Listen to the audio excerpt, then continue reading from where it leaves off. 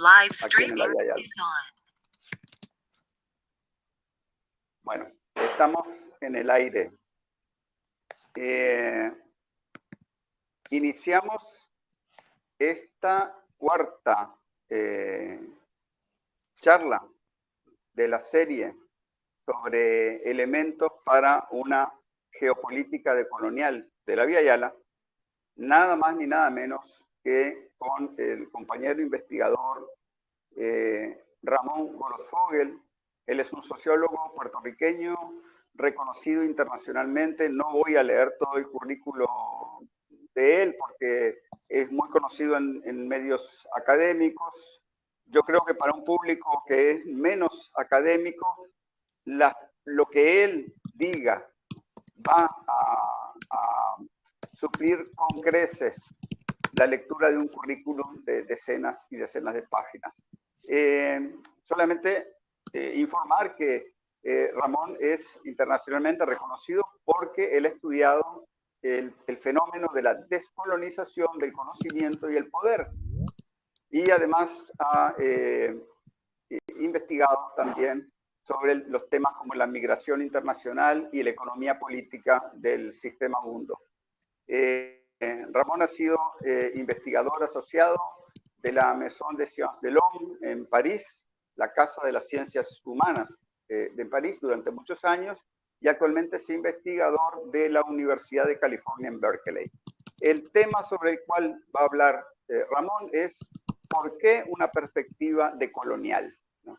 ¿Por qué se dice decolonial y no postcolonial? ¿Qué nos dice este enfoque decolonial sobre el mundo y sobre nosotros mismos? ¿Y cuál es la significación geopolítica de este enfoque en un mundo que se está moviendo hacia la multipolaridad y en un contexto de crisis muy aguda de la modernidad occidental?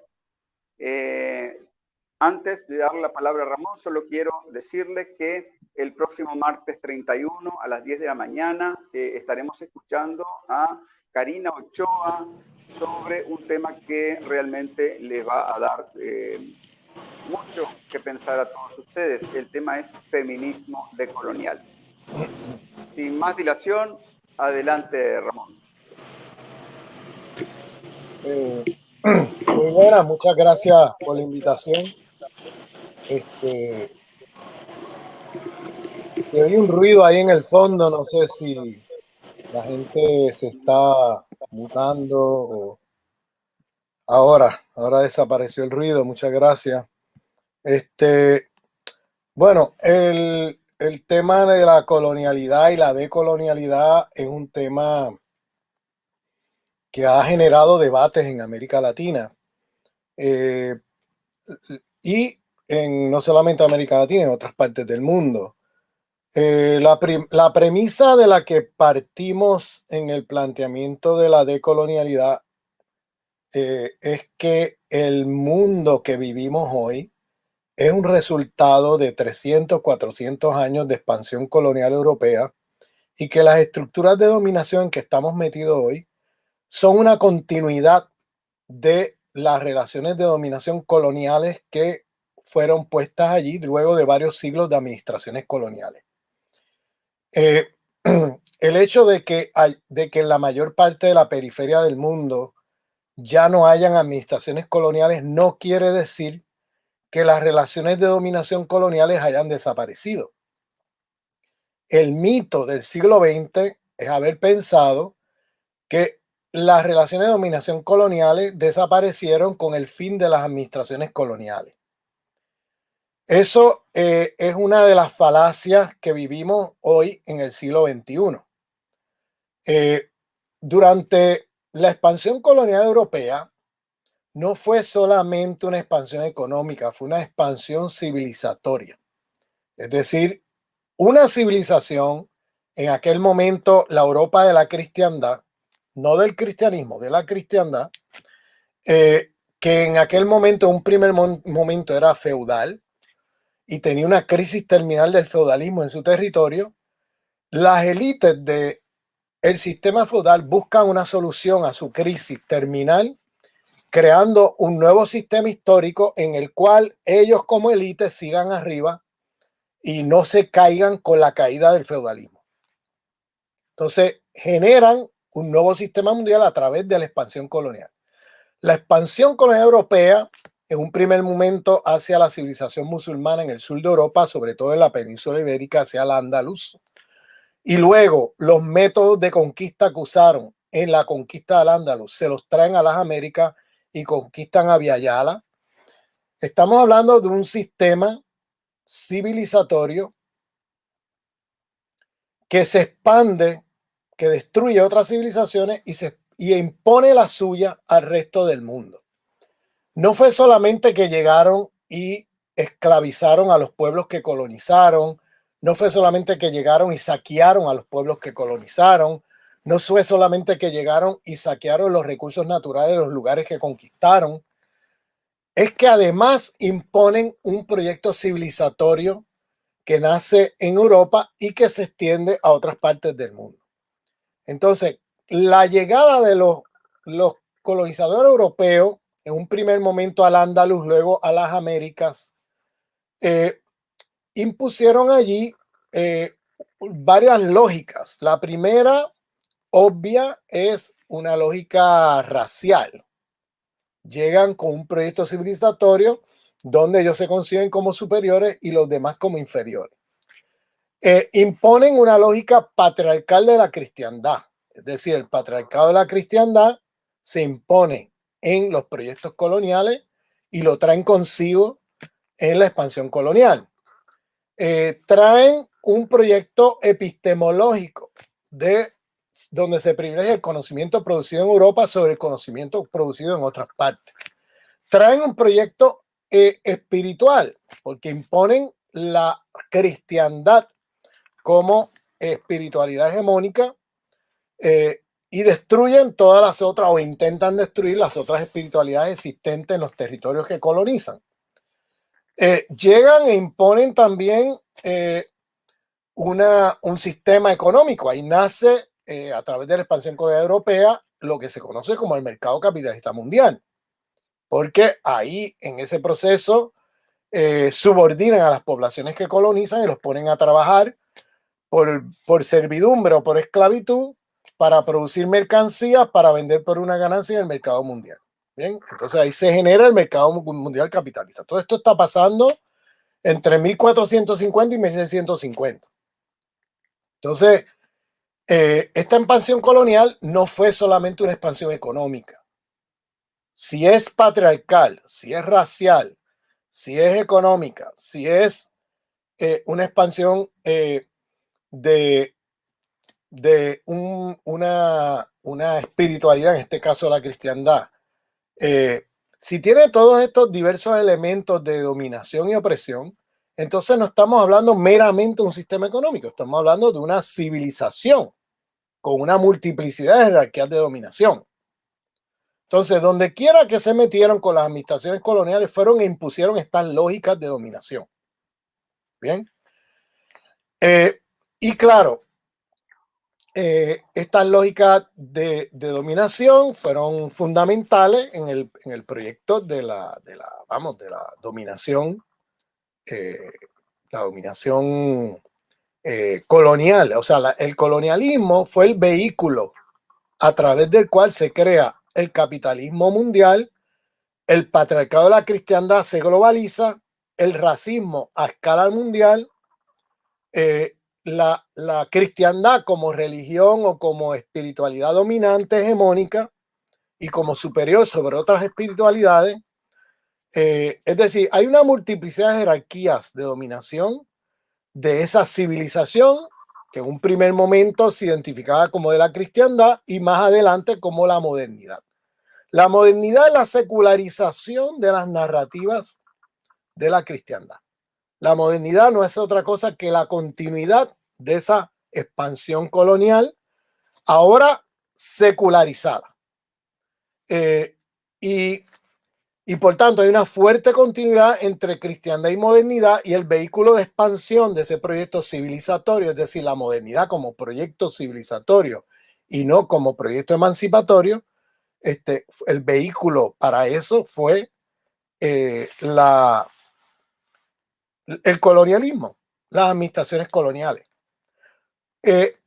La División Internacional del Trabajo de centros y periferia, ¿no? Es otra estructura de dominación que viene de la historia colonial, porque fue a través de las administraciones coloniales que se creó la División Internacional del Trabajo, que conocemos hoy como la División Internacional Capitalista del Trabajo, ¿no?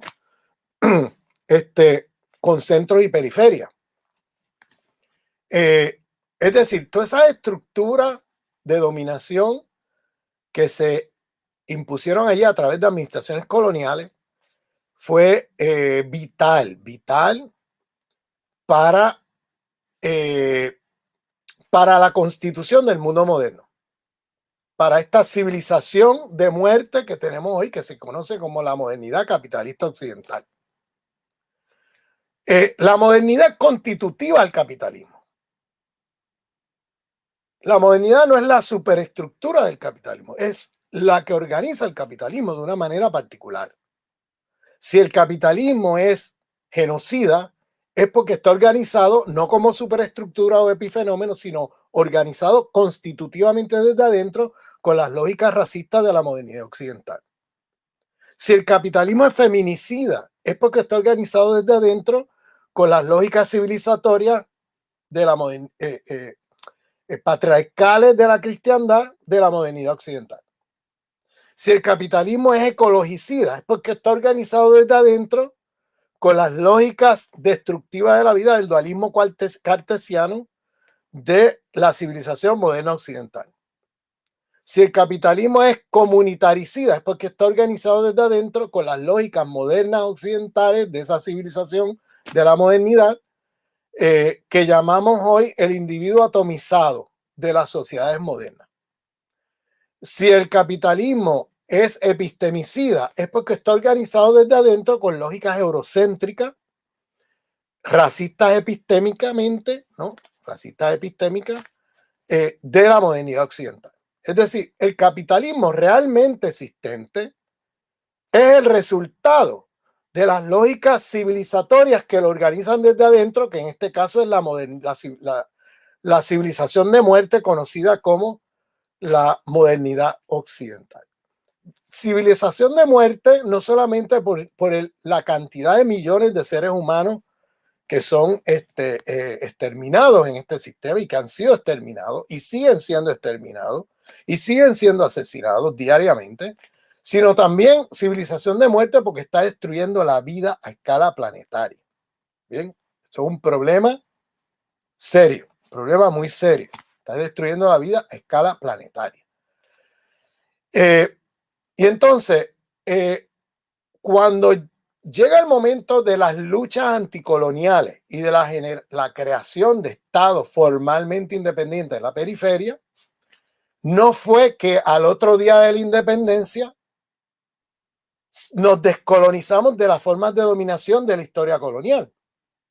Fue que al otro día de la independencia seguimos siendo periferia en la División Internacional del Trabajo, seguimos teniendo estructuras de dominación racial donde no se descolonizan nuestros pueblos de la dominación racial al interior de nuestros países, no nos descolonizamos del patriarcado de la cristiandad, no nos descolonizamos del dualismo cartesiano que está en el centro de la destrucción planetaria, porque generamos tecnología a partir de la cosmología dualista cartesiana que tiene allí la racionalidad de la destrucción de la vida, porque tiene la idea estúpida de que la vida humana está ontológicamente separada, y de ahí el dualismo de otras formas de vida. Y entonces estamos en una situación donde estamos reproduciendo al otro día de las independencias, tenemos independencias coloniales o independencias sin descolonización. Las jerarquías raciales siguieron allí, las jerarquías patriarcales siguieron allí, la jerarquía de la División Internacional del Trabajo siguió allí, la jerarquía eurocéntrica siguió allí, las jerarquías religiosas siguieron allí. Es decir, todo lo que se impuso durante los 300 o 400 años de administraciones coloniales siguieron allí al otro día de las independencias.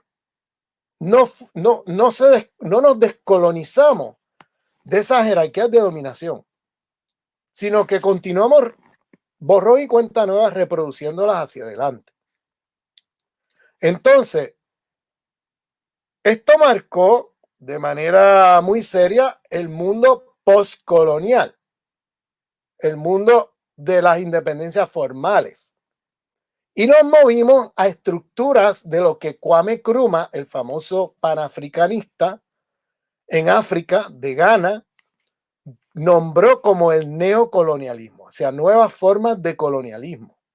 Es decir, no fue que al otro día de la independencia, pues ya nos descolonizamos de todas las estructuras de dominación que se impusieron durante las administraciones coloniales, sino que esas estructuras de dominación quedaron cristalizadas luego de varios siglos de administraciones coloniales, no desaparecieron con el fin de las administraciones coloniales. Sin las administraciones coloniales no tendríamos dominación colonial o colonialidad del poder. Fue necesario 300, 400 años de colonialismo para que se cristalizaran las estructuras de dominación de la civilización moderna capitalista occidental, para que luego, una vez terminadas las administraciones coloniales, ya no hacía falta una administración colonial para imponer estas estructuras. Estas estructuras ya estaban aceitadas, funcionando e internalizadas en nuestras mentes, en nuestras mentalidades, en nuestras prácticas sociales, etcétera. Y al otro día de la independencia terminamos con independencias coloniales, neocoloniales o independencias sin descolonización, como le quieras llamar. Entonces, el tema de la colonialidad y la descolonialidad es un tema central, porque hoy día no podemos transformar nada en el mundo sin asumir el proyecto civilizatorio moderno, que es el sistema global en el que estamos metidos, y sin asumir, sin transformar las estructuras de dominación coloniales que se impusieron durante las administraciones coloniales, pero que continuaron hasta el presente una vez terminadas las administraciones coloniales, bajo nuevas formas de colonialismo. Por eso se llama neocolonialismo. Entonces, tenemos en el mundo actual que tenemos un problema, y es que tenemos una civilización de muerte destructiva de la vida que se ha impuesto a escala global, que sigue reproduciendo las lógicas coloniales que se impusieron en la época de las administraciones coloniales, en un contexto donde ya casi no hay administraciones coloniales, pero inventando nuevos métodos. Por eso la palabra neocolonialismo. Neo significa nuevo colonialismo, nuevas formas de colonialismo. O sea, que no fue que al otro día de las independencias, una vez perdieron las guerras de independencia a los imperios, no fue que al otro día pues se fueron y ya y se quedaron fuera. No, es que reformularon el proyecto. Y entonces ya como parte de la reformulación del proyecto significa también controlar la periferia del mundo a través de élites corruptas que se venden a los intereses del imperio a través por cooptación vía dinero, para que hagan el trabajo que antes hacían las administraciones coloniales, para que entreguen la riqueza del país a la metrópoli, para que entreguen la mano de obra barata, para que si alguien se revela, reprimirlo y mantener el status quo de la dominación centro-periferia en el sur global. Entonces, la descolonización no es otra cosa que un llamado a atacar las estructuras de dominación de esta civilización para fundar un nuevo proyecto civilizatorio. No es suficiente un proyecto de izquierda que toma el poder del Estado y ya. Necesitamos un proyecto civilizatorio global, porque desde un Estado-nación no va a ser suficiente para darle un golpe de muerte a esta civilización de muerte. Necesitamos un proyecto civilizatorio global que nos saque de esta civilización de muerte y pasemos a otra nueva civilización. Eso significa, eso es un proceso de transformación revolucionario a escala global. Entonces, necesitamos un proyecto de descolonizar nuestras mentes, descolonizar nuestra epistemología, que hemos imitado, importado del pensamiento de la epistemología eurocéntrica. Seguimos mirando el mundo con los lentes de las categorías, del marco categorial del mundo occidental. No nos hemos descolonizado de esas miradas y por eso también reproducimos las mismas lógicas contra las cuales estamos luchando, porque tenemos un paradigma eurocéntrico informando nuestra práctica política. Entonces nos tenemos que descolonizar de eso. Nos tenemos que descolonizar del dualismo cartesiano y empezar a hacer tecnología con cosmologías holísticas, no con cosmologías dualísticas, para poder entonces hacer tecnología que tenga allí la consideración y los cuidados de la racionalidad de la reproducción de la vida. Tenemos que descolonizarnos del patriarcado de la cristiandad, que genera una serie de dominaciones de género, de sexualidad, etcétera, que no ayuda para nada a la liberación de los pueblos, que mantiene una colonialidad en el plano de las relaciones de género y sexualidad que hace que sirva a la reproducción de ese proyecto civilizatorio de muerte. Tenemos que liberarnos y claro, una mitad de la humanidad no puede haber descolonización sin despatriarcalización, porque si tú tienes una mitad de la humanidad oprimida por el patriarcado, ¿de qué descolonización estamos hablando? Entonces, y además acordémonos que en las Américas no había patriarcado. En las civilizaciones de los pueblos originarios no había patriarcado. El patriarcado llega como un proyecto civilizatorio colonial desde Europa. Destruyeron las relaciones complementarias, relaciones de igualdad que existían en los pueblos originarios de nuestro continente. Eso lo destruyeron con la colonización e impusieron entonces un orden patriarcal de la cristiandad. Entonces, sin descolonización de la economía política tampoco podemos avanzar. Porque si seguimos siendo una periferia de un centro metropolitano, pues no hay mucho que puedas hacer. Pues vas a estar siempre subordinado a los intereses de las compañías transnacionales o del país metropolitano que te controla y domina. Aunque sea por vías indirectas y no sea la administración colonial, sino por vía de lo que se conoce como estados neocoloniales, con élites neocoloniales. Si no nos descolonizamos por ejemplo, del concepto de Estado-Nación, que eso es una ficción, no es, o sea, vamos, un Estado, una nación que corresponde de uno a uno con la identidad de una población. Ahí tienes toda la fórmula para la exclusión de todas las poblaciones cuya identidad no coincide con esa identidad hegemónica del Estado. Y eso lo hemos visto en toda América Latina con los pueblos originarios, que no, como sus identidades, cosmovisiones, etcétera, o los pueblos afro, no coinciden con la identidad hegemónica, entonces quedan totalmente marginados, excluidos del concepto de nación, de Estado, todo eso. Entonces, nos tenemos que descolonizar del concepto de Estado-nación. Ahí están los pueblos originarios de nuestro continente, en Ecuador, en Bolivia, en diferentes lugares donde han hecho luchas por plantear cambios constitucionales hacia el reconocimiento de un Estado plurinacional. La idea de que somos múltiples naciones conviviendo dentro de un Estado, no de que hay un Estado, una nación y una población que corresponde de uno a uno con la identidad nacional de ese Estado. Entonces, la idea de Estados plurinacionales es un cuestionamiento al concepto de colonial, un cuestionamiento de colonial al concepto de Estado-nación, impuesto desde Europa, con las élites criollas eurocéntricas que imitaron el modelo francés de República Francesa y lo trajeron a las Américas con todos los problemas que eso ha generado. Entonces, si no nos descolonizamos, no vamos a avanzar.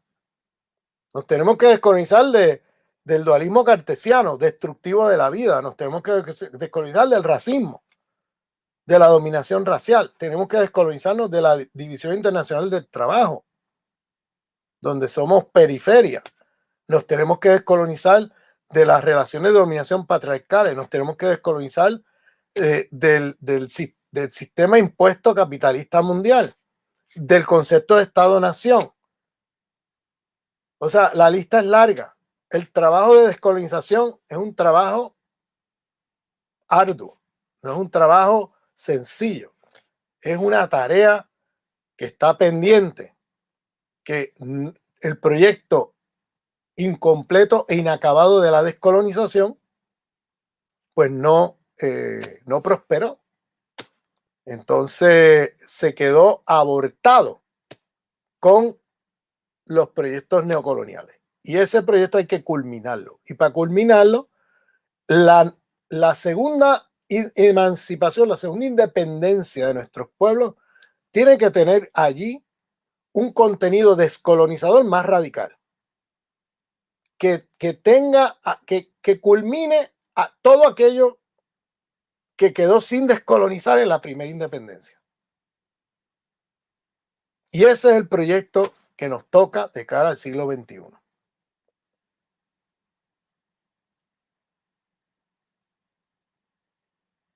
Claro, para eso hay que ser, primero y antes que nada, antiimperialista. Cuando hablamos del proyecto civilizatorio, no podemos hablar de eso en abstracto. Tenemos que materializar eso. ¿De quién estamos hablando? ¿Quiénes son los que reproducen todas estas jerarquías de dominación? Pues el sistema imperialista mundial. Entonces tenemos que reformular y redefinir el antiimperialismo. No podemos seguir con las definiciones del siglo XIX o XX del antiimperialismo, que se limitaba a la vindicación de unas pocas cosas. Ahora estamos hablando de un antiimperialismo que tiene que ser antisistémico en el sentido más amplio, que tenga allí todas estas jerarquías de dominación que he mencionado como parte del antiimperialismo. Tenemos que ser antipatriarcales, tenemos que ser en ese sentido feministas, tenemos que ser antirracistas, tenemos que ser decoloniales, tenemos que ser visiones, cosmología holística, que no sea el dualismo cartesiano a la hora de producir tecnología.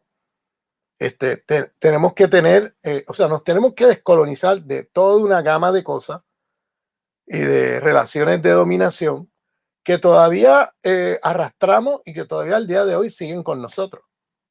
Entonces, la segunda emancipación, la segunda independencia de América Latina, para acabar con el neocolonialismo y llegar a la verdadera independencia de nuestro continente, tiene que ser más abarcadora, más ambiciosa, y tiene que culminar aquello que la primera independencia no culminó, sino que reprodujo hasta el día de hoy.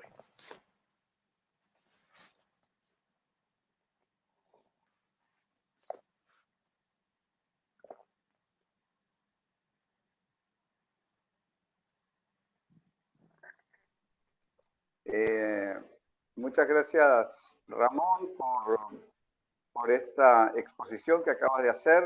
Yo quiero presentar en estos momentos al compañero Manuel Espinosa, que es el director del Centro Regional de Estudios Internacionales. Quisiera que hiciera un comentario a tus palabras y que expusiera las preguntas que a él le vengan a la mente. Adelante, Manuel. Muchas gracias, Jorge. Muchas gracias a nuestro disertante, ¿verdad? Le felicito por lo expresado. Nos parece muy ilustrativo, bastante informativo. Y sobre todo aquello que nos conlleva a los retos para este siglo. Reto en función de profundizar más esa decolonialidad que encuentra elementos fáciles para mantenerse, para mutarse, ¿verdad? Y sobre todo en función de un modelo difícil, que es el de superar, que es el capitalismo, aún con todos los elementos de crisis, los elementos que lo hacen ser un modelo inútil para la humanidad, ¿verdad? Generador de pobreza y todo lo que nosotros podemos hacer. Por eso, mi pregunta iría en dirección a cómo a través de la unidad latinoamericana y el Caribe puede fomentarse más este proceso de colonialidad de la Via Yala.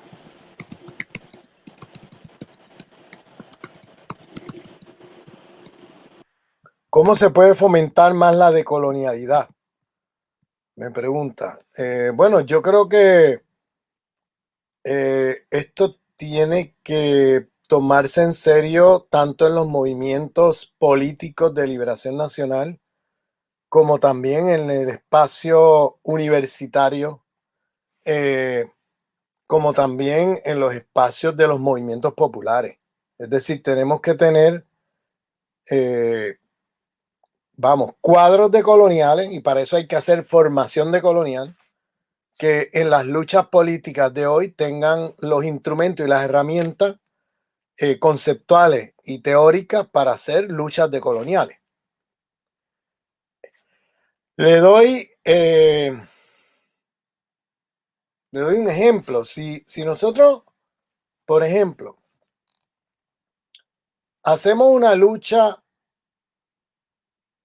feminista, vamos a ponerlo así, que no tenga en cuenta las otras jerarquías de dominación, sino que se queda aislada de las otras jerarquías de dominación, es una lucha feminista por los derechos de la mujer, que no tome en cuenta el sistema imperialista mundial. O si usted hace una lucha LGTB, de liberación de los LGTB, donde usted no toma en cuenta el sistema imperialista que produce las opresiones LGTB o el sistema imperialista que produce la opresión de género, el patriarcado de la cristiandad. Si usted hace una lucha antirracista que no toma en cuenta el sistema imperialista mundial, es decir, que se convierte en una lucha contra el racismo, pero aislada de las otras formas de dominación y sin plantearse la lucha antiimperialista contra ese sistema imperialista que produce esas jerarquías de dominación raciales.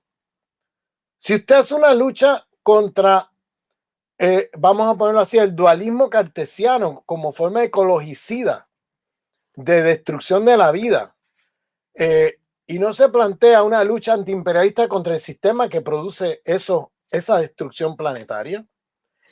Si usted hace una lucha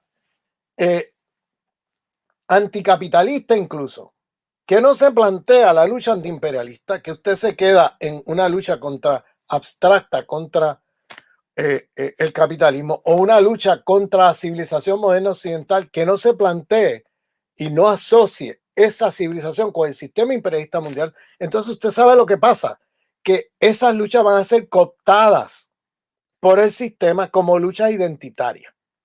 Y eso lo estamos viendo todos los días a través de las fundaciones del imperio, a través de las ONGs, a través de toda una serie de dinero que canaliza el imperio contra grupos, o sea, le canaliza ese dinero hacia grupos, que al no plantearse el tema del antiimperialismo, terminan transformando la lucha antirracista, la lucha antipatriarcal feminista, la lucha antidominación heterosexista de los LGTB, la lucha de la clase obrera contra el capitalismo, la lucha o sea, todas estas luchas se transforman entonces en luchas identitarias, donde cada grupo lucha por un pedacito del pastel y por reconocimiento dentro del sistema, y el sistema sigue. Y por eso es que el mismo sistema que produce todas estas opresiones, luego tiene la lógica perversa, yo le llamo perversa, de luego a través de ONG, fundaciones, etcétera, canalizar dinero contra grupos que luchen contra esas formas de opresión que el mismo sistema imperialista crea, pero que tenga una agenda que no sea antiimperialista. ¿Para qué? Para desradicalizar el potencial revolucionario de todas esas luchas, para aislar a cada grupo que está luchando por lo suyo unos de otros, y entonces perder de vista el sistema imperialista mundial, es decir, que todas esas luchas no se unifiquen contra el sistema imperialista en una lucha antiimperialista, sino que se mantengan aisladas una de la otra. Entonces, ahí tenemos que hilar fino y tener cuidado, porque hoy día el imperialismo tiene estrategias perversas donde están usando muchas de las causas muchas de las luchas que tienen causas contra los males que produce este sistema imperialista, pero que al no tener un proyecto antiimperialista se convierte en luchas identitaristas que a través de canalización de fondos de ONG y cosas así son cooptados dentro del sistema para hacer demandas, no para cambiar el sistema o transformarlo, sino dentro del mismo sistema.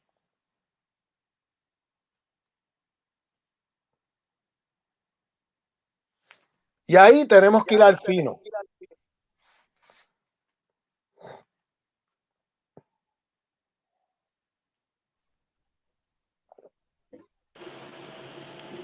Sí, muchas gracias por la respuesta. Parece bastante adecuada a la formulación de estrategias políticas en función también de la colonialidad y no solo de asuntos tal vez meramente electoreros como suele suceder en varios espacios del continente. Le agradezco la exposición, le agradezco por la respuesta, muchas gracias. Un honor tenerlo con nosotros en el Centro Regional de Estudios Internacionales disertando en este ciclo de conferencias sobre los elementos de una geopolítica decolonial de la Vía Yala. Ramón, yo quisiera hacerte una pregunta. La semana pasada la jefa del Comando Sur de Estados Unidos expuso en términos clarísimos qué es lo que los Estados Unidos ven en nuestra región, ¿no? Dijo, ¿qué es lo que nos interesa? Esta región sí que nos interesa, ¿no? Y nosotros aquí estamos combatiendo a Rusia y a China y sabemos que hay países como Nicaragua, Cuba, Venezuela y Bolivia que son aliados de China y Rusia, y eso no nos gusta nada, pero sobre todo, ¿qué es lo que nos interesa de América Latina? Dice, bueno, sencillamente nos interesa el petróleo, nos interesa el litio, nos interesa el agua, nos interesa los minerales.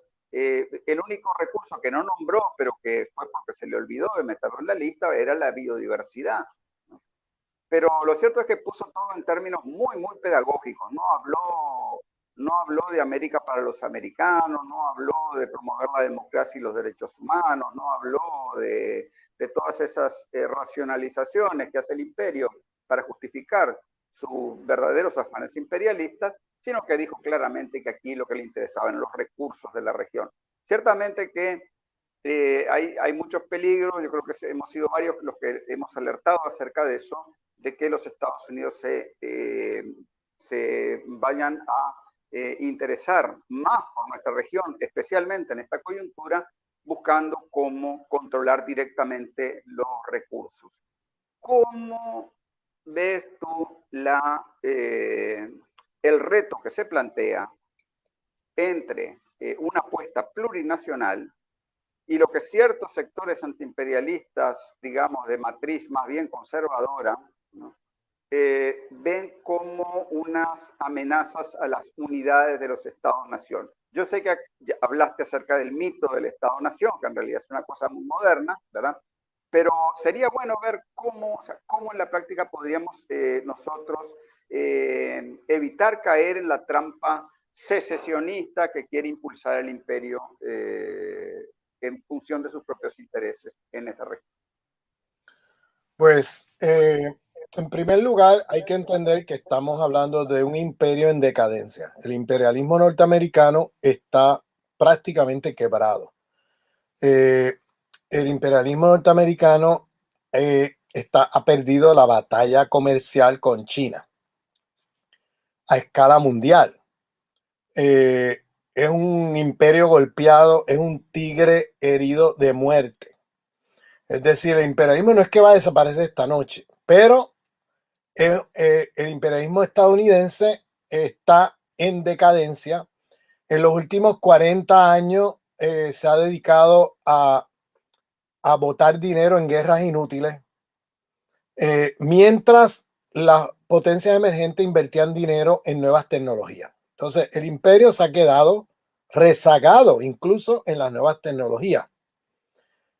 Sus empresas ya no compiten con empresas de otras partes del mundo, sobre todo las chinas.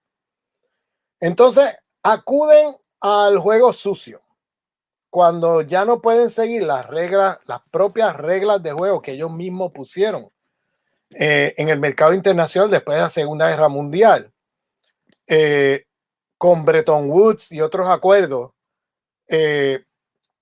pues ellos ahora violan sus propias reglas de juego porque no pueden jugar limpio, porque no pueden competir limpiamente y desplazar a un competidor en el mercado si no es a través del juego sucio de las sanciones, el juego sucio del bloqueo económico, el juego sucio de incluso hasta provocaciones militares.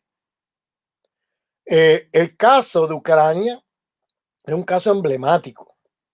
Yo tengo muchos videos online ya sobre el tema, no me voy a extender en ese tema, pero eso es lo que estamos viendo en Ucrania. Lo pueden ver en un documento de la RAND Corporation, que es un think tank de la CIA y del Pentágono, que en el 2019 escribieron un documento que se llama Extending Russia, extendiendo a Rusia, y ahí está el libreto de la película que estamos viendo en Ucrania. Esto fue una provocación del imperio estadounidense con Rusia, para que Rusia entrara en una guerra en Ucrania, donde no le quedara otro remedio que meterse allí por razones defensivas. Fíjense que eso es un régimen nazi, que ahí hubo un golpe de estado en el 2014 de la CIA en una revolución de colores y que metieron allí a un régimen y unas milicias nazis que le hicieron ahora batallones del ejército ucraniano, cuya prioridad es exterminar poblaciones rusas o de origen ruso. Imagínense, tremenda provocación. Empezaron una guerra de exterminio contra los ucranianos de origen ruso del lado oriental de Ucrania. Y entonces, desde el punto de vista de Rusia, imagínense lo que eso significa, ¿no? Además de que han cercado a Rusia desde los años 90, violando acuerdos que tenían con el liderato ruso, con bases militares de la OTAN, con misiles nucleares apuntando a Moscú. Imagínense qué significaría si Rusia pusiera una sola base, no todas las bases que tienen rodeando a la Federación Rusa a través de los países de Europa del Este, sino una sola base en la frontera de Canadá o de México con misiles nucleares apuntando a Washington. ¿Ustedes se creen que Estados Unidos aguantaría eso? O sea, en cambio, le exigen a Rusia que aguanten eso, esa provocación, que tienen que aceptar esa provocación. Entonces los rusos llegaron al colmo que tuvieron que meterse en lo de Ucrania porque ya era una cosa que ponía en peligro la seguridad del Estado con un batallones nazi ahí exterminando ucranianos de origen ruso, y ya lo próximo es cruzar la frontera y, como decía Putin, lo próximo que va a pasar es que lo vamos a tener en los suburbios de Moscú, como pasó con el yihadismo que la CIA metió en Rusia. Eso lo ha denunciado Putin porque Putin era el jefe de la inteligencia del Estado ruso, y él vivió eso y él dice: a mí no me van a contar cuentos estos yihadistas que metieron aquí a meter bombazos en los metros de Moscú y en los teatros de Moscú. Eso tiene el sello de la CIA para desestabilizar a Rusia. Y Rusia, la geopolítica americana siempre lo ha visto como un estado que tienen que desmembrar, como hicieron con Yugoslavia, porque es un estado muy poderoso, muy fuerte, con una extensión territorial enorme, y para controlar Eurasia, y eso está en el pensamiento geopolítico estadounidense del siglo XIX, hay que desmembrar el Estado ruso. En un momento contra el zarismo, en otro contra la Unión Soviética, y ahora contra la Federación Rusa. Es un postulado a la geopolítica del imperio estadounidense, que para controlar el comercio del mundo hay que controlar Eurasia. Y controlar Eurasia significa desmembrar ese Estado ruso que viene desde la época del zarismo hasta hoy, la Federación Rusa, pasando por la Unión Soviética. Entonces, la estrategia de esa provocación de una guerra en Ucrania buscaba, y lo han logrado, ponerle sanciones a Rusia para así sacar del mercado europeo todas las empresas rusas que representaban el 40% de las importaciones de Europa. Estamos hablando de miles de millones de euros, ¿no? Miles de millones de euros. Entonces, esa exportación que tenía Rusia hacia el mercado de la Unión Europea, pues ha sido reemplazada con empresas americanas. O sea, ya las empresas americanas desplazan a su competidor en el mercado europeo vía un golpe de Estado internacional que hace Estados Unidos con la provocación que le hacen a Rusia para entrar en la guerra de Ucrania. Entonces, esa provocación llevó también a que con las sanciones dejar fuera a Europa de la ruta de la seda de China, que venía vía territorio de la Federación Rusa. Entonces, es un jaque mate. Es un jaque mate lo que ha hecho Estados Unidos, y en los últimos meses se ha visto que quien ha ganado sin movilizar un solo soldado es Estados Unidos, porque las empresas multinacionales americanas son las que ahora están exportando aluminio, trigo, petróleo, gas, etcétera, de lo que antes importaban de Rusia. Ahora son las empresas americanas que los reemplazan. Bien, y entonces Estados Unidos, como dije, no puede lograr eso vía la libre competencia del mercado, porque no tiene la tecnología de poder competir en términos de precio. Entonces ahora le está vendiendo a los europeos a precio de monopolio todo lo que antes los europeos recibían a precios mucho más baratos de las empresas rusas. Entonces, lo que ha ocurrido es una recolonización de Europa. Europa se ha puertorriqueñizado, ¿no? Puerto Rico, una colonia de Estados Unidos, pues Europa se ha puertorriqueñizado con las sanciones que le han metido a Rusia y el reemplazo masivo que ha hecho Estados Unidos de las empresas rusas con sus propias empresas. Entonces hay una recolonización del mercado europeo con empresas americanas. Y además le han impuesto a todos los países de la Unión Europea que dediquen el 2% de su presupuesto nacional a comprarle armas al complejo militar industrial de los Estados Unidos. O sea, los Estados Unidos están haciendo un negociazo con esto. Y eso está todo en el documento de la Rand Corporation del 2019, que mencioné al principio. Ahí ven el libreto de la película, ahí está todo dicho. Y está online. Ustedes pueden, si usted lee inglés, usted lo puede descargar y leerlo. Entonces, ahora la pregunta es la siguiente. ¿Hacia dónde va Estados Unidos luego de haber logrado recolonizar el mercado europeo? ¿Hacia qué lugar del mundo se dirigen ahora? No van al Medio Oriente. En el Medio Oriente han perdido todas las guerras de los últimos 20 años. No van para África, porque en África los chinos los han desplazado del mercado africano. Y mucho menos para Asia, donde China, la India, otros poderes emergentes han desplazado a los americanos y sus empresas. Lo único que hacen en Asia es intentar provocar una guerra como la que han hecho en Ucrania, vía el conflicto con Taiwán, China y Taiwán. Es lo único que están intentando hacer. Pero ir para allá con un proyecto de sistemática dominación y de económico y eso, bueno, es más difícil para ellos porque China ya los ha desplazado de esos mercados. La pregunta es ¿para dónde van? Y esto yo lo vengo diciendo desde hace más de 6 meses. Vengo diciendo lo que estoy diciendo aquí. Entonces, los que me han seguido por los videos y por mis publicaciones van a ver que lo vengo diciendo hace rato. Y es que vienen para una nueva escalada hacia América Latina. Eso lo vengo anunciando hace rato. Una nueva escalada de golpes de Estado, una nueva escalada de sanciones, una nueva escalada de operaciones de la CIA para recuperar la región. Digo recuperar, no es que ellos hayan ido, siguen ahí, han estado ahí, pero han sido poco a poco desplazados por empresas chinas. Por ejemplo, un país que es un país neocolonial de los Estados Unidos desde el golpe de Pinochet para acá, con lógicas neoliberales, vamos, de capitalismo salvaje, de las peores en el mundo, como Chile. Ese país, ahora mismo, el socio comercial número 1 en importación y exportación no es Estados Unidos, es China.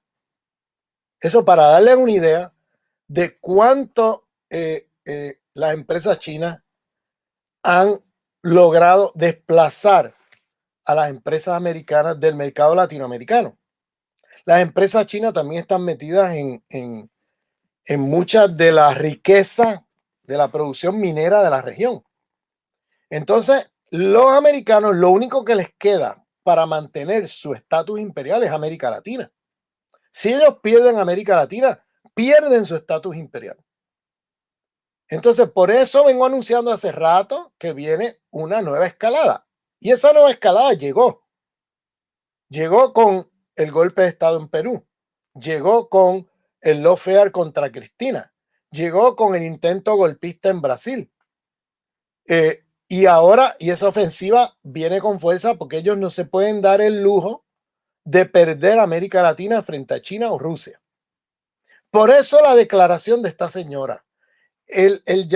Por eso es que ahora le están prestando atención a América Latina con fuerza, porque se han dado cuenta, y eso yo lo vengo diciendo hace rato, se han dado cuenta que es lo único que les queda, que ellos tienen que ya recuperar el mercado europeo, ahora necesitan recuperar América Latina por la riqueza de América Latina en términos de recursos naturales, en términos de agua, en términos de litio, en términos de cobalto, en términos de petróleo, gas, etcétera. Entonces, las reservas de América Latina son enormes, de las primeras en el mundo en todos esos renglones.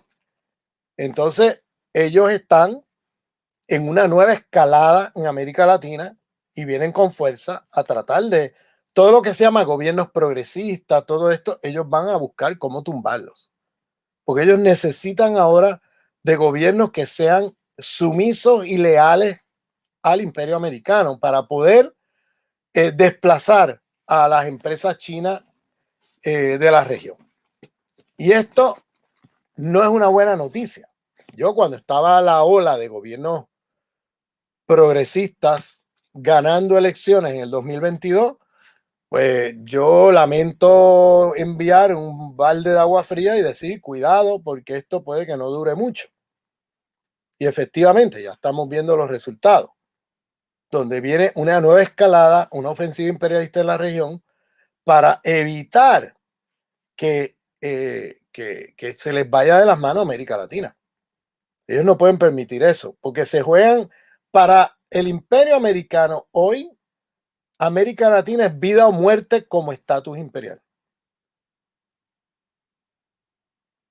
Y esa es mi respuesta. Estamos hablando de una situación geopolítica muy peligrosa, donde el imperio herido de muerte, un tigre herido de muerte, es el más peligroso de todos, porque puede reaccionar de las maneras más inesperadas. Entonces hay que prestarle atención a lo que está pasando y prepararse. Hay que anticipar, hay que prepararse, porque vienen con todo.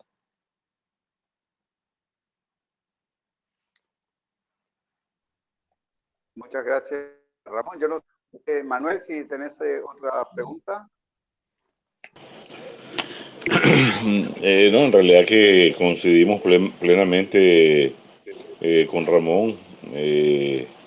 Nosotros casualmente en el artículo que publicamos en enero en la revista Visión Sandinista, titulado Nicaragua entre la lucha o el enfrentamiento de las potencias, ¿verdad?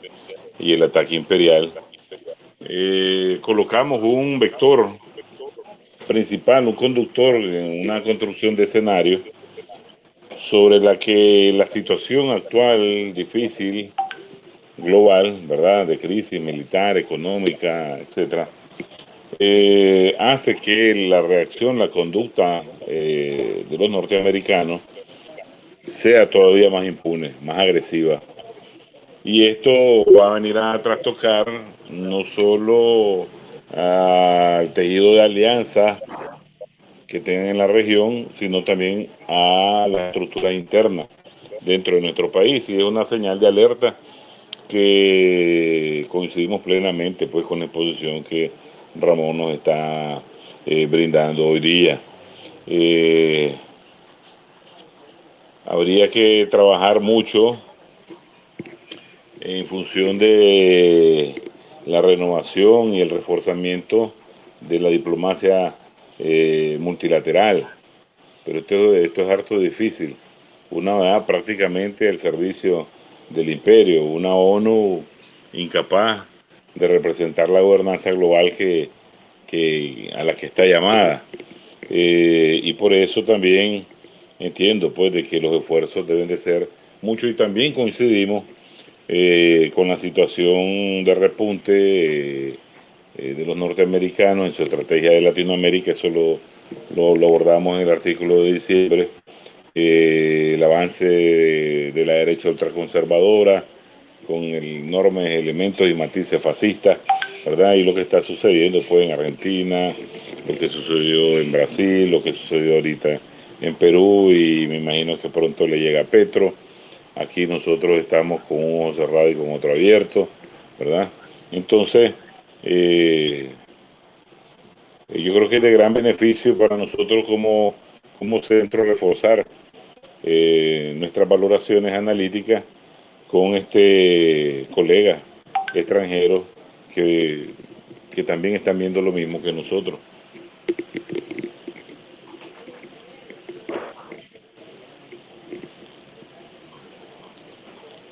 Estás mutado, Jorge, no se oye nada. Ahí está. Quiero agradecer tu participación, Ramón. Espero que en el futuro podamos organizar otro tipo de actividades sobre estos temas, obviamente. Y bueno, ahí estamos en la lucha, siempre tratando de luchar por esta alternativa civilizatoria nuestra de la Vía Yala en un mundo multipolar, en un diálogo civilizatorio con los demás pueblos del mundo que están hoy en día enfrentándose a este occidente en decadencia.